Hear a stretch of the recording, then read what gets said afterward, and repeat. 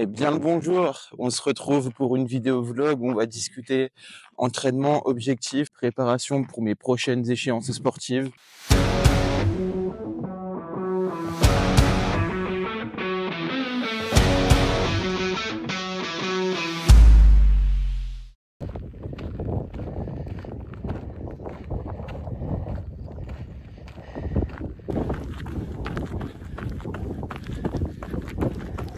Là, je suis sur le retour au calme sur la fin de mon petit footing matinal à 7 h du matin de 7 km. Et on se retrouve tout à l'heure sur ma séance de seuil sur Ergo. Allez, c'est parti.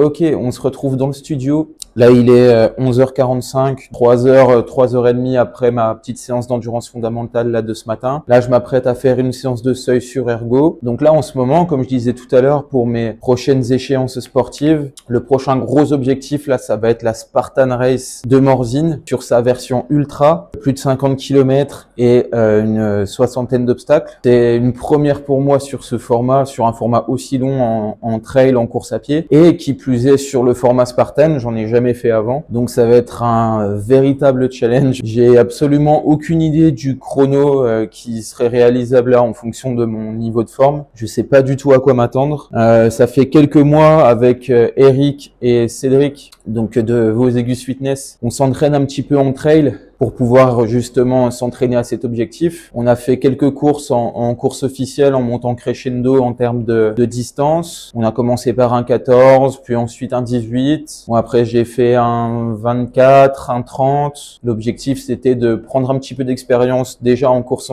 officielle en trail, commencer à savoir gérer son effort sur des distances un petit peu plus longues et aussi en termes d'hydratation et d'alimentation pour le jour de la course. Alors, je le sais d'avance, la très grosse erreur que j'ai faite et que je peux pas réparer d'ici l'échéance de la Spartan, ça va être de pas m'être testé en termes d'alimentation et d'hydratation sur vraiment de l'effort de plus de 10 heures. Donc ça sera un petit peu malheureusement l'inconnu le jour J. De toute façon, j'y vais pas pour faire une perf ou un chrono, j'y vais déjà pour finir la course et puis pour découvrir un petit peu le format et me challenger et qu'on se challenge aussi avec les copains. Ensuite, concernant maintenant l'Aerox, donc j'ai pas refait de vidéo un petit peu sur mes entraînements et mes objectifs dans l'Aerox après l'Aerox du Grand Palais là qui s'est déroulé en avril. Donc pour rappel, mon temps là-dessus, ça a été 1h06 et je sais plus quelques secondes, 1h06 et 30 secondes. J'ai eu la surprise d'être qualifié pour les championnats du monde à Chicago. Malheureusement, donc c'est une qualification qui pour moi est très tardive. C'est vraiment en fin de saison, pas le temps ni les moyens de m'organiser pour pouvoir participer à cette course de championnat du monde. Mais voilà, maintenant je sais que c'est un objectif qui est atteignable, qui est possible. Et donc là, clairement, mon objectif pour la prochaine saison, donc saison 2025-2026, ça va être de choper la qualification pour les prochains championnats du monde le plus tôt possible pour pouvoir m'y rendre et participer à cet événement. Donc je continue de m'entraîner autour de l'Aerox. Là, mes entraînements ces dernières semaines sont un peu plus axés sur la course à pied en raison de l'objectif de la Spartan qui arrive là pour le 4 juillet. Et après ça, on va remettre la machine en marche pour de la préparation vraiment très spécifique Aerox. Et j'ai ma prochaine échéance qui est prévue donc en octobre à l'Aerox Paris Porte de Versailles, où là pour moi cet objectif ça va être d'essayer de me rapprocher d'un podium que j'ai loupé d'une place la dernière fois à Paris Grand Palais, et si c'est pas le podium, au moins me rapprocher de l'heure 5, donc toujours en Aerox Solo Pro. Ça serait déjà pour moi un gros objectif d'atteindre que j'étais vraiment pas sûr de pouvoir atteindre il y a encore un an de ça. Je rappelle que j'ai fait mon premier Aerox en Solo Open il y a un tout petit peu plus d'un an, donc en avril 2024. C'était à celui de Bordeaux et j'avais réalisé pour ma première course un chrono de 1h20 en catégorie Open. Donc pour moi, la progression a été vraiment fulgurante là cette année en course à pied et dans l'Aerox. Je sais très bien que ça va pas continuer sur cette lancée-là en termes de progression. Là, ça va forcément commencer à se stabiliser un petit peu et c'est là justement qu'il va falloir rien lâcher et puis commencer à aller chercher les petits détails qui feront que je continuerai à m'améliorer et en course à pied, sur les stations, sur les exercices. Donc voilà, l'Aerox, c'est un sport qui me plaît, le format me plaît, la compétition me plaît. Je vois que j'ai des capacités en plus dans ce sport, donc honnêtement pour cette saison, je mise beaucoup là-dessus et je vais vraiment me donner les moyens pour essayer d'avoir la qualification pour les championnats du monde le plus tôt possible dans la saison, que je puisse essayer d'organiser le voyage, entre guillemets, peu importe où il se trouve dans le monde. Ok, voilà, j'ai fait mes 10 minutes d'assaut bike tranquillement. Je vais commencer mes petits intervalles sur ski et sur ergo et on se retrouve tout de suite pour la séance. Allez, premier intervalle.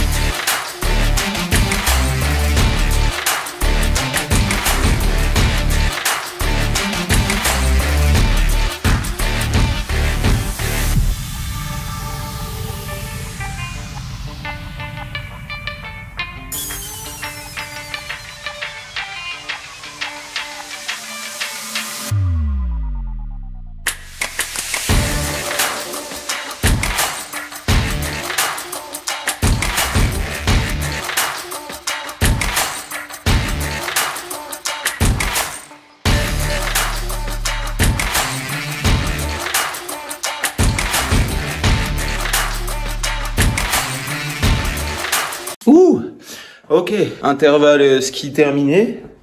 Donc j'ai réussi à tenir les 12 fois 200 mètres. J'ai essayé de pas dépasser les 1,45 aux 500 mètres en termes de rythme, avec donc entre 20 et 30 secondes de récup. Au bout des 20 secondes, j'allais sur le ski, je remettais à zéro. Le temps qu'il se remette à zéro, que je relance, ouais, on va dire 30 secondes de récup. Là, je récupère quelques minutes, je me réchauffe un petit peu le rameur et on part pour la même chose, 12 fois 200 mètres sur rameur. Donc théoriquement, pas dépasser les 1,40 sur les 12 intervalles. Donc ça va chauffer les cuisses, ça va bien faire monter le cardio. Je pense que ça va être plus dur sur rameur que sur ski là en termes de douleur et de montée en cardio. On va voir et je vous retrouve juste après. Allez, premier 200 mètres.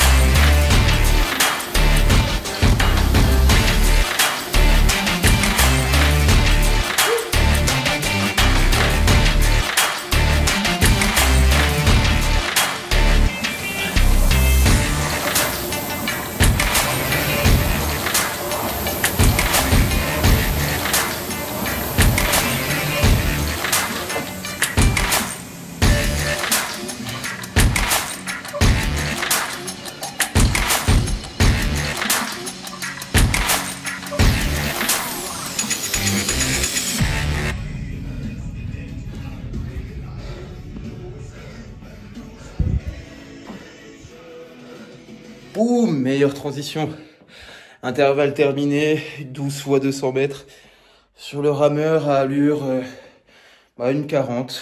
J'ai tenu le rythme.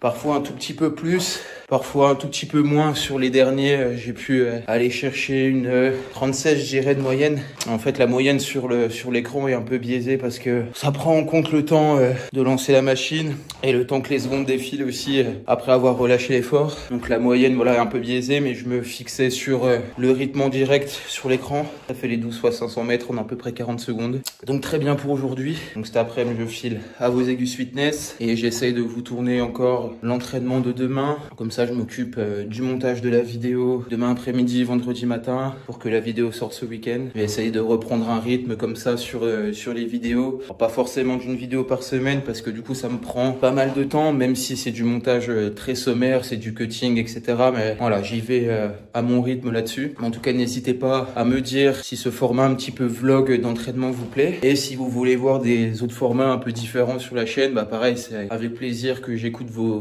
suggestions. Moi, je partage ça avec vous de manière à me faire plaisir aussi, à partager un petit peu mes entraînements, mon quotidien dans le sport, en tant que sportif, qu'athlète, entre guillemets, et aussi en tant que coach, parce que c'est mon métier. Donc pour moi, j'ai un peu ce double intérêt dans les vidéos, de me faire plaisir, de partager le contenu sur un sport que je kiffe pratiquer en ce moment, et en plus, l'aspect vitrine pour mes quelques programmes en ligne que je propose. Pour rappel, vous avez la programmation Hybrid Building, qui est une programmation fil rouge que vous suivez de semaine en semaine. Tous les dimanches, je vous envoie votre semaine d'entraînement.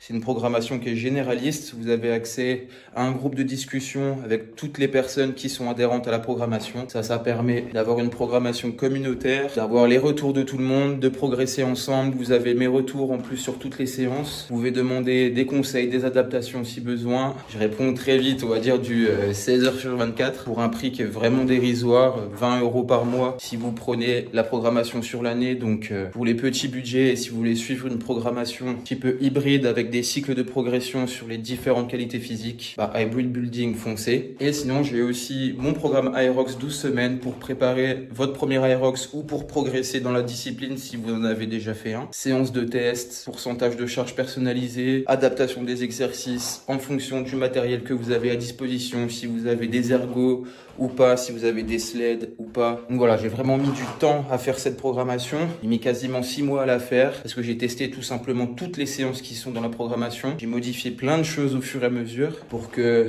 je sois sûr que ce que je sorte soit pertinent et pas simplement des programmes un peu one shot comme on peut voir un petit peu partout sur le net où un coach qui a fait un Aerox propose sa programmation Aerox révolutionnaire. Moi, j'ai attendu de faire 5 Aerox, de comprendre les ficelles un petit peu du sport, de tester plusieurs choses. Tout ça, vous pouvez le retrouver en description sur mon site internet et n'hésitez pas à me contacter sur les réseaux si vous avez des questions là-dessus. Et on se retrouve demain pour un nouvel entraînement.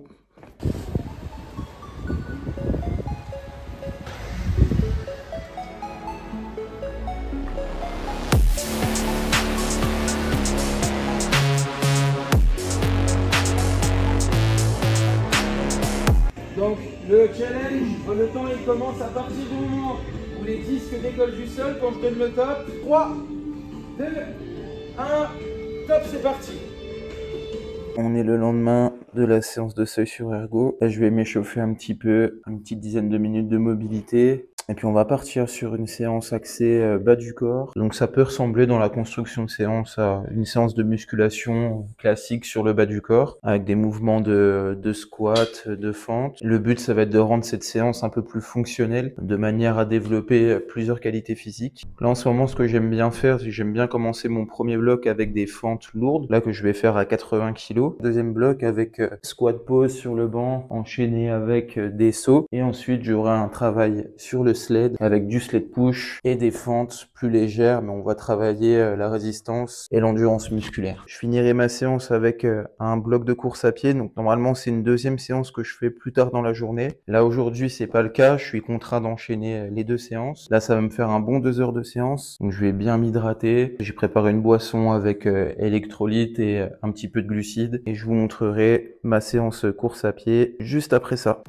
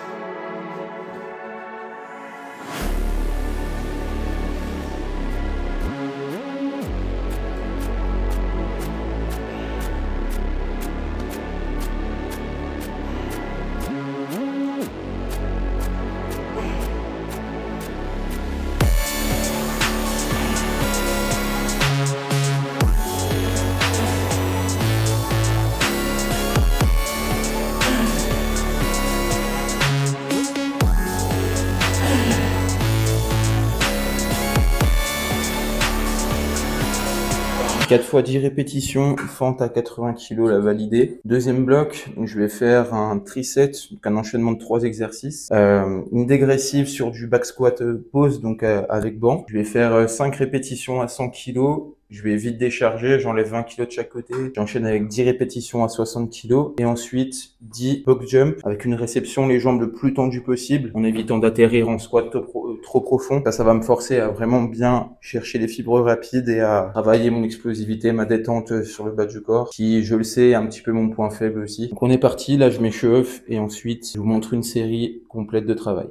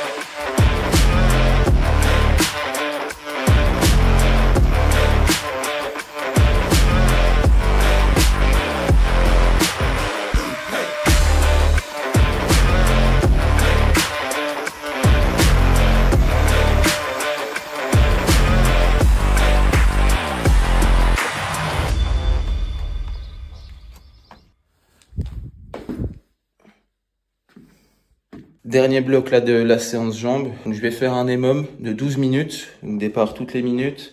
Minute 1, 15 mètres de sled push à 200 kg. Minute 2, fente avec un sac de 30 kg. Donc j'aimerais bien réussir à en faire 16 à chaque fois et tenir ce rythme-là. 15 mètres push, 16 fentes avec le sac. On va voir si j'arrive à tenir ce rythme-là sur les 12 minutes. J'ai jamais testé encore ce format-là. Là, en ce moment, ce que je faisais à chaque fin de séance jambes, je faisais un EMOM de 10 minutes où je faisais 10 mètres. Ça correspondait à un aller-retour avec le sled. Et de semaine en semaine, je montais de 5 kilos. Et j'ai validé donc la dernière semaine, donc 10 mètres toutes les minutes sur 10 minutes à 250 kilos.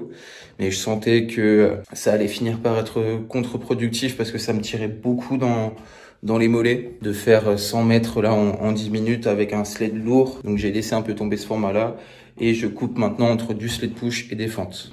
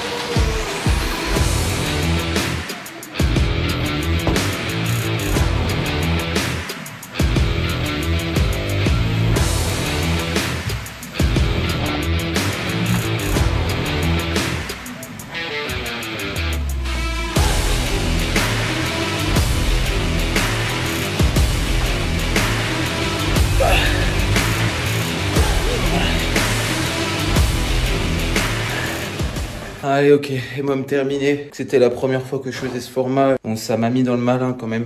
J'ai fait 14 répétitions sur les fentes sur l'avant-dernier tour. Donc l'objectif là sur la semaine prochaine, ça sera de refaire cet EMOM et de valider proprement les 14 répétitions sur tous les mômes.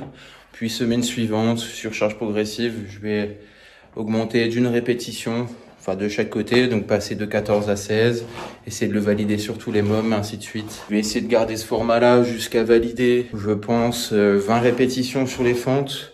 Et après, je verrai pour soit modifier le format, soit changer l'exercice, soit modifier la charge, etc. J'aime bien fonctionner par cycle comme ça, où je me garde un petit enchaînement ou un exercice en particulier, que je bosse, que je travaille sur plusieurs semaines pour faire une surcharge progressive dessus. Pour toutes les 4-6 semaines, ça dépend, et ben je change de focus, de mouvement. J'aime bien cycler mes entraînements comme ça me permet d'avoir toujours des objectifs d'amélioration et ça me force aussi du coup à pas tout le temps répéter les mêmes exercices et à me pousser un peu à sortir de ma zone de confort. Les fentes, c'est vraiment pas l'exercice que j'aime pratiquer de base, mais pas le choix, c'est un des exercices piliers pour l'Aerox, donc il faut le taffer obligatoirement. Là, c'est fini pour moi pour cette session. La séance course, là, j'aurai pas le temps de la faire malheureusement. Je la ferai ce soir. Pour vous, ça change rien, ça sera enchaîné, mais voilà. Là, pour moi, c'est un petit peu juste. J'aurai que 40 minutes pour faire la session, donc ça fait que je devrais bâcler soit l'échauffement, soit le retour au calme. Donc, je préfère prendre mon temps et puis tant pis, me dire de la faire ce soir, même si j'aime pas beaucoup m'entraîner le soir, surtout sur de l'intensité comme ça, là, sur de la course à pied. C'est un 10 x 400 mètres, donc en plus quelque chose d'intense. Mais c'est pas grave, on s'adapte. Donc je vous laisserai les images de la séance course et on se retrouve pour le petit débrief en fin de vidéo. Allez.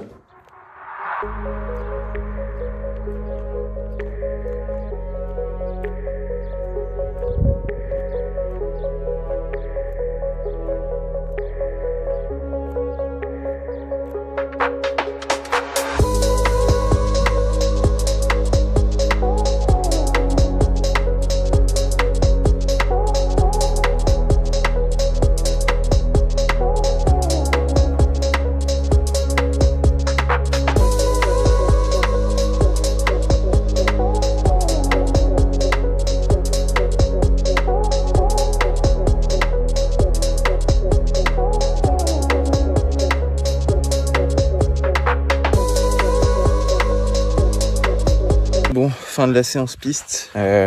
Effectivement, je confirme que je déteste m'entraîner le soir, surtout sur l'intensité en course à pied. Là, j'ai dû raccourcir du coup la séance. Je devais faire un 10 x 400 mètres. En plus, autour de 1 minute 17 par 400 mètres. Ça n'a pas du tout été le cas. J'ai le ventre très ballonné. J'ai eu un repas du coup ce midi, donc beaucoup mangé, le ventre bien plein. Donc j'ai forcément dû adapter. En plus là, j'ai beaucoup de douleurs autour des mollets et des tibias. Donc je préfère pas forcer là-dessus. J'ai fait 5 km d'endurance fondamentale quand j'ai vu que j'étais complètement hors chrono et que dans tous les cas, j'arriverais pas à tenir le rythme. J'ai quand même fait 5 km tranquille, autour de 5 minutes au kilomètre. Et puis je reporte cette séance pour plus tard dans la semaine. N'hésitez pas à le faire, ça sert à rien de forcer quand vous voyez que vous n'êtes pas en forme, que vous allez faire de la merde pendant votre séance. La mentalité no pain no gain, ça marche pour certaines séances, mais quand vous voyez que ça va rien donner de bon, que vous allez être dans le mal, que les conditions sont pas réunies du tout pour faire une bonne séance, le mieux des fois c'est de réduire la voilure, baisser l'intensité et c'est pas grave, on reporte la séance plus tard dans la semaine. Dans tous les cas, cette séance-là, elle sera faite. Donc voilà, pour moi je sais que je me connais un petit peu et je sais que ça sert à rien de forcer. Demain, je vais faire ma petite boucle de 6 km tranquillement au réveil avant le petit déjeuner. Ensuite, ça sera séance upper body et à peu près 30 km de vélo dans la journée. Je vais au boulot en vélo. Donc voilà, je me repose pour ce soir. Peut-être un peu de massage sur les jambes, les mollets pour bien récupérer et être en forme pour le reste de la semaine. Donc voilà, c'est tout pour cette vidéo. N'hésitez pas à me faire votre retour en commentaire sur ce que vous appréciez dans ce format. S'il y a des choses que vous aimeriez voir. Et voilà, entraînez-vous bien. À la prochaine.